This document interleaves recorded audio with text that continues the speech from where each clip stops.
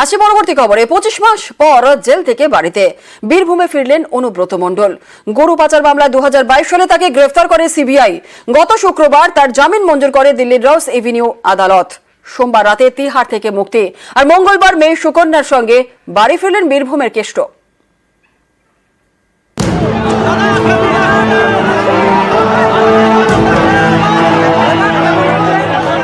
Jail থেকে ঘরে, তিহার থেকে বীরভূমে জামিন পেয়ে বাড়ি ফিরলেন অনুব্রত মণ্ডল। ভালো আছি। মমতা ব্যানার্জি আসছে, শারদীয়া শুভেচ্ছা।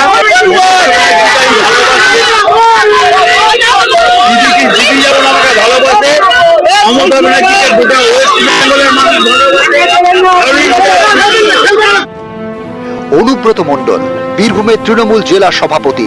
ভোটে লড়তে কর্মীদের নানা দাওয়াই দিয়েছেন, কখনো আবার প্রকাশ্যে বিরোধীদের হুঙ্কার। সেই অনুব্রত মণ্ডলের নাম জড়ায় গরু পাচার মামলায়।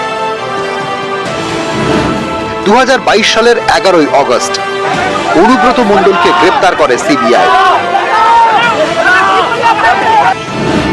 2022 সালের 17ই নভেম্বর অনুব্রত মণ্ডল তখন আসানসোল জেলে বন্দী অবস্থাতেই তাকে গ্রেপ্তার করে ইডি।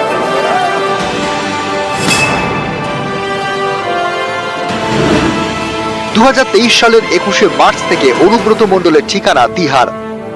গরু পাচার মামলায় বারবার জামিনের আবেদন করেছেন অনুব্রত মণ্ডলের আইনজীবী। প্রভাবশালী তত্ত্বে তা খারিজ হয়ে যায়। 2 বছর জেলেই কাটাতে হয় কেষ্টকে। শেষমেশ গত 30শে জুলাই সিবিআই এর করা মামলায় সুপ্রিম কোর্টে জামিন পান অনুব্রত। তবে ইডির মামলায় তাকে তিহারে থাকতে হয়। 20শে সেপ্টেম্বর ইডির মামলায় অনুব্রতকে জামিন দেয় দিল্লি রোজ এভিনিউ আদালত। সোমবার রাতে তিহার থেকে বেরোন বীরভূমের কেষ্ট। অবশেষে তিহার মুক্তি অনুব্রত মণ্ডলের। রাত 9:20 নাগাদ অনুব্রত মণ্ডল বেরিয়ে আসলেন তিহার জেলের গেট থেকে এবং বেরিয়ে আসলেন গটগটিয়ে হেঁটে, এবং আগের থেকে অনেকটাই বেশি কনফিডেন্ট। তার কারণ তার ইতিমধ্যেই ওজন কমেছে 30 কেজিরও বেশি।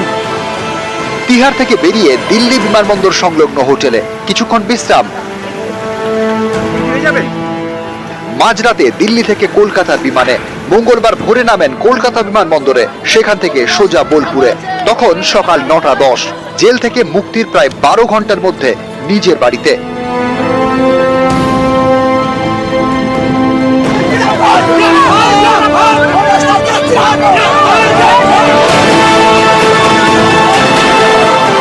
দীর্ঘদিন পর ঘরে ফিরছেন নেতা, তাকে স্বাগত জানাতে তৈরি ছিলেন কর্মীরা।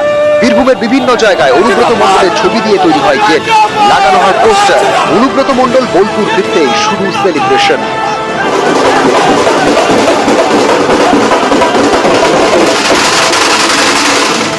গরু পাচার মামলায় অনুব্রত মণ্ডলের মেয়ে সুকন্যা মণ্ডলকেও জিজ্ঞাসাবাদ করে ইডি।